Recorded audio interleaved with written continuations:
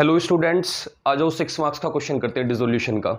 इससे पिछली वीडियो जो हमने पार्ट 2 और पार्ट 1 अपलोड किया था उसमें 4 मार्क्स के क्वेश्चन की प्रैक्टिस की थी। आज एक बेहतरीन सा 6 नंबर का क्वेश्चन जो अच्छे अच्छे ट्रांजैक्शन के साथ आपके सामने प्रेजेंट होने जा रहा है। आपको बड़े ध्यान से सीखना है इसको, सिर्फ एंट्री नहीं देखनी कि ये एंट्री ऐसे बनेगी, इसको सीखना भी है कि इसके पीछे लॉजिक क्या लग रहा है, रीजन क्या है, ये भी आपको ध्यान रखना है। चलिए तो स्टार्ट कर देते हैं क्वेश्चन को बिना टाइम खराब किए। एक्स और वाई दो पार्टनर है फर्म में, decided to dissolve the firm, assets and liability transfer to realisation account, pass necessary journal entry. Realisation account में एसेट लाइबिलिटी पहले ही ट्रांसफर हो चुकी है। ओके, फर्स्ट पॉइंट में लिखा हुआ है creditor were rupees 1 lakh, they accepted building valued rupees 1,40,000 and paid cash to the firm 40,000। बच्चों इस चीज को बड़े ध्यान से समझना है, ऐसा क्वेश्चन जनरली आपको बुक में देखने को नहीं मिलता। क्या कि एक क्रेडिटर थे जिनके पास 1 लाख रुपए थे, क्रेडिटर्स के पास 1 लाख, मतलब क्रेडिटर के उधार थे हम पे 1 लाख रुपए। क्रेडिटर वालों को हमने क्या कहा, हमने कहा लो जी बिल्डिंग ले जाओ, लेकिन बिल्डिंग की वैल्यू तो 1,40,000 रुपए है। अब 1,40,000 की बिल्डिंग 1 लाख रुपए के बदले में अगर हम उन्हें दे रहे हैं तो हम सेटलमेंट नहीं कर रहे कि चलो जी 1 लाख की 1,40,000 की लेके चले जाओ और जाओ, हम तुमसे बाकी का पैसा नहीं। हमने कहा 40,000 रुपीज तुम हमें दे दो बदले में। ये कहते हैं ठीक है 40,000 रुपीज हम तुम्हें दे रहे हैं। अब आप मुझे बताओ, अगर डिसोल्यूशन हो रहा है और हमें 40,000 रुपीज मिल रहे हैं तो आप कैश या बैंक अकाउंट को डेबिट करोगे? आप कैश लिख सकते हो, बैंक लिख सकते हो, मैंने बार बार बताया हुआ है। आप दोनों में से किसी भी एक का यूज कर सकते हो, दोनों भी लिख के आ सकते हो इसी तरीके से। और कैश या bank account debit to realisation account आप एंट्री पास कर दोगे, क्योंकि आपको पैसा मिला, आपकी एसेट रियलाइज होगी एक तरीके से 40,000 रुपीज में। आप कहोगे 1 लाख कहां गए? मैंने कहा जब भी कोई लाइबिलिटी किसी एसेट से सेट ऑफ होती है तो उसकी तो जर्नल एंट्री नहीं होती बच्चों। तो जब अब तक नहीं बनाई तो आज ही क्यों बनाएंगे? तो मैंने कहा 1 लाख से 1 लाख तो कट गया और बाकी के जो 40,000 रुपीज थे उनके लिए हमने जर्नल एंट्री पास कर दी। नरेशन लिखना अब आपका काम है। मैं आपको इतनी बार बता चुका हूं कि नरेशन आपको करनी है।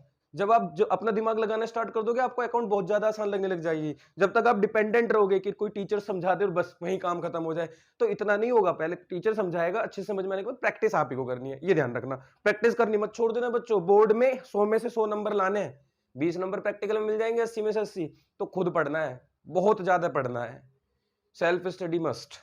चलिए बी पॉइंट पर आते हैं। कहते हैं अमन एक ओल्ड कस्टमर था जिसके ऊपर 1,000 रुपए थे हमारे, return of as bad previous year में डूब गया था वो पैसा, लेकिन अब 40% अमाउंट हमें रिकवर हो रहा है। अगर डूबा हुआ पैसा वापस आता है तो मेरा फायदा, 1,000 में से सिर्फ 40% पैसा ही रिटर्न हो रहा है। तो मैंने कहा कोई बात नहीं, कुछ तो आया, सारा ही डूब गया था 1,000 का 1,000, चलो 40% मतलब 400 रुपए तो मिल रहे हैं। मैंने कहा 400 रुपए मिल रहे हैं तो पैसा मिलने की फिर एंट्री बना दो, कैश या bank account debit to realisation account, और अमाउंट कितना लिखोगे बच्चों? 400। बच्चों जितनी भी एसेट्स होती हैं वो रियलाइजेशन अकाउंट में डेबिट साइड ट्रांसफर हो चुकी होती है तो उनकी पेमेंट रियलाइजेशन में क्रेडिट साइड हो रही होती है तो क्रेडिट करते हैं। और फायदे भी जितने होते हैं प्रॉफिट वो रियलाइजेशन में क्रेडिट साइड और लॉसेस डेबिट साइड रिकॉर्ड होते हैं, तो इस वजह से हमने रियलाइजेशन को क्रेडिट किया है। इसके बाद आ जाते हैं थर्ड एंट्री पे। बड़ा छोटा सा क्वेश्चन है, देखो 6 नंबर फ्री के, इसलिए मैं बार बार बोलता हूं बच्चों कि 5 मिनट पूरे लगते नहीं क्वेश्चन को करने में और उस 5 मिनट के अंदर ही आपको 6 नंबर मिल जाते हैं। तो बोर्ड ऐसा बहुत कम करता है कि इतना आसान क्वेश्चन में आपको 6 मार्क्स 4 मार्क्स प्रोवाइड करा दे। जैसे डेथ वाला चैप्टर में सारी मैंने वीडियो बना के एग्जाम में जाने से पहले कौन कौन सी वीडियो आपको देख के जानी है वो मैंने प्लेलिस्ट बना दिया, आप उस पर जरूर ध्यान से देखते रहना। 2023 का बोर्ड का एग्जाम देने जा रहे हो 12th क्लास का अकाउंट का, तो ये वाली वीडियो जरूर देख के जाना जो मैंने प्लेलिस्ट में डाल दिए हैं। इसके बाद लिखा हुआ है थर्ड में, there were 300 share of ₹10 each in ABC limited which were acquired for ₹2,000 were now valued at ₹6 each. 300 share है, थे कितने के, क्या वैल्यू थी, उससे कोई फर्क नहीं पड़ता। आज के टाइम में एक शेयर की कीमत ₹6 है। आप मुझे बताओ 300 शेयर और ₹6 का एक, तो क्या मैं कह सकता हूं 1800 के? ठीक है, ये एसेट है मेरी क्योंकि मेरी इन्वेस्टमेंट है। कहते हैं इस एसेट को क्या किया है पार्टनर्स ने, these were taken over by the partners in the profit sharing ratio. अब एक्स वाई ने इसको टेक ओवर कर लिया, रेशियो कुछ गिवन नहीं है तो इक्वल मानेंगे। अब आप मुझे बताओ अगर 1800 की चीज पार्टनर्स ने टेक ओवर कर ली तो क्या मैं एक्स और वाई से पैसा मांगूंगा? ऑब्वियसली बिजनेस की एसेट होती है, बिजनेस का ऑन सोर्स होता है, और अगर कोई पार्टनर उसको लेकर चले जाता है तो हम कहते हैं पार्टनर पैसा तो देना पड़ेगा। अब पार्टनर कहता है मेरा बिजनेस मैं ही पैसा दूं, मेरी बिल्ली मुझी पे मैं आऊं, हम कहते चलो कोई दिक्कत नहीं, आपका बहुत पैसा बिजनेस में लगा हुआ है कैपिटल के नाम से, हम वहीं एडजस्ट कर लेंगे। तो बच्चों 1800 रुपीज हमें एक्स और वाई के अकाउंट से काटने हैं। तो मैंने कहा पार्टनर की कैपिटल को डिडक्ट करना है तो उनकी कैपिटल को डेबिट करना स्टार्ट कर दीजिए आप। तो एक्स कैपिटल अकाउंट को डेबिट कर देते हैं, वाई की कैपिटल अकाउंट को डेबिट कर देते हैं क्योंकि दोनों के अकाउंट से पैसा काट देते हैं, और क्योंकि हमारी एसेट रियलाइजेशन में है तो हमें रियलाइजेशन अकाउंट का यूज करना पड़ेगा इस 1800 के लिए। तो मैंने कहा 900 इक्वल काट लो, 1800 रुपए को दोनों से बराबर बराबर, तो 900 ले लेते हैं दोनों के अकाउंट से। Being shares taken over by X and Y, इस तरीके से आप इसकी नरेशन लिखेंगे। नेक्स्ट पॉइंट पे आते हैं, ये 3 नंबर पक्के हो गए यहां तक। फोर्थ पॉइंट पर आते हैं, कहते हैं there were profit on realisation ₹42,000 was divided among the partners.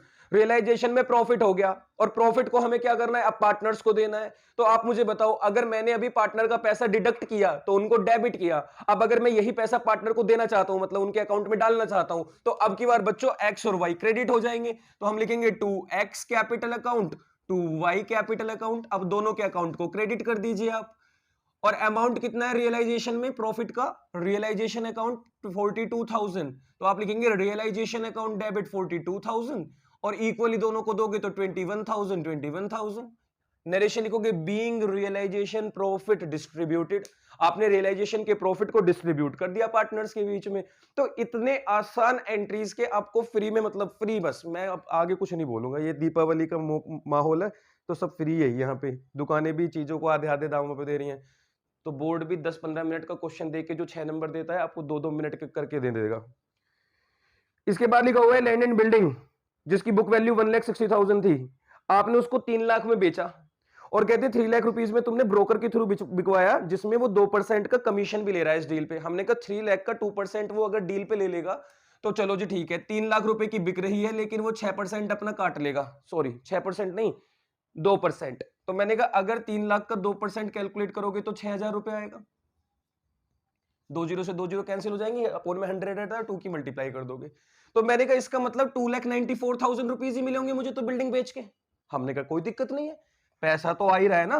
अब पैसा आएगा तो कैश या बैंक अकाउंट डेबिट, देखो तो आप बैंक अकाउंट डेबिट ऐसे कर सकते हो, कैश अकाउंट डेबिट भी लिख सकते हो, मेरी तरह कैश बैंक भी लिख सकते हो, तो मैं बैंक लिख रहा हूं। Bank account debit to realisation, क्योंकि एसेट को सेल करने का, लाइबिलिटी को पे करने का काम तो हमने रियलाइजेशन को ही दे रखा है, तो जिसका काम उसी को साजे। अमाउंट लिख देते हैं 2,94,000। एंट्री नंबर 6 पे आ जाते हैं। देखो कैसे आखिरी पॉइंट पे पहुंच चुके हैं और 6 नंबर पूरे लेने वाले हैं हम इस पे।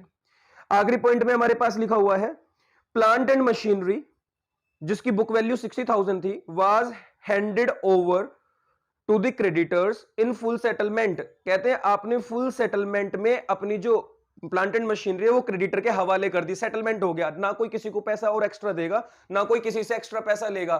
तो आप बताओ बच्चों, मेरी फिर से एक एसेट आई है जो मेरी लाइबिलिटी वाले लेके कह रहे हैं ठीक है हम इसी से काम चला लेंगे, पैसा वैसा मत दो, ये बराबर ही हो गया। और मैं भी उस मशीन को बेच के कहीं से पैसे उठाता, बाद में उनको देता। मैंने कहा जब मैंने मशीन उठा के सीधी सीधी उनको दे दी, क्या मैं इसकी कोई एंट्री पास करूंगा? नहीं। तो 1 नंबर में क्या लिखना है आपको यहाँ पे, नो एंट्री। बस कोई एक्सप्लेनेशन भी नहीं देना, सिर्फ नो एंट्री लिखना है और 1 नंबर ले लेना है चुप से। आया समझ में? तो 6 मार्क्स का क्वेश्चन कंप्लीट हुआ, 6 नंबर आपको यहाँ पे पूरे मिल गए। आगे बढ़ेंगे नेक्स्ट वीडियो में, फिर एक अच्छा सा क्वेश्चन लेकर आएंगे। कुछ बच्चों की डिमांड आ रही है, जो मेरे पास 2-3 ही मैसेज आए थे, जितने लोग देख रहे हैं उसमें उन्होंने कहा कि रियलाइजेशन एक्सपेंस से रिलेटेड क्वेश्चन करा दो। बहुत आता है सुनने में, टीचर भी देते हैं, स्कूल में बोर्ड में भी एक बार आया हुआ है 2018-19 में मे बी। तो नेक्स्ट वीडियो में रियलाइजेशन एक्सपेंस को किस तरीके से डील किया जाएगा, कि कब पार्टनर ने पे कर दिया, कब फर्म ने पे कर दिया, फर्म को करना था, पार्टनर ने करना था, जो भी है नेक्स्ट वीडियो में आपको समझाते हैं। तब तक आप लोग अपना ख्याल रखना। अगर वीडियो पसंद आई तो लाइक कर देना और अपने फ्रेंड के साथ शेयर कर देना, सबके काम आनी चाहिए। चलिए जी, बाय बाय, टेक केयर।